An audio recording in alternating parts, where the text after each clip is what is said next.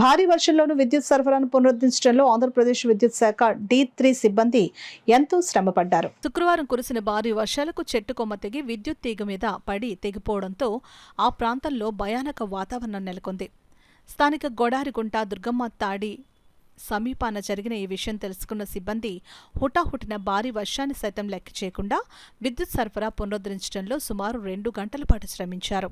ముందు జాగ్రత్తగా ఆ ప్రాంతంలో విద్యుత్ సరఫరా నిలిపివేయడంతో భారీ ప్రమాదం నుండి ప్రజలు ప్రాణాలను రక్షించడమే కాక పశువులను సైతం కాపాడారు. కొత్తపల్లి దుర్గారావుతో పాటు మరొక సిబ్బంది ఎంతో శ్రమపడ్డారు.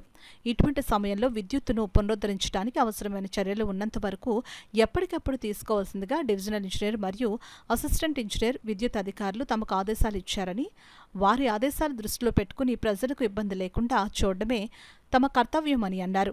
వైరు తెగినప్పుడు ఏ విధమైన జనసంచారం లేకపోవడం వల్ల పెను ప్రమాదం తప్పిందని, స్థానికులు తీసుకున్న భద్రతాపరమైన చర్యలే కారణమని విద్యుత్ శాఖ సిబ్బంది అభిప్రాయాన్ని వ్యక్తం చేశారు.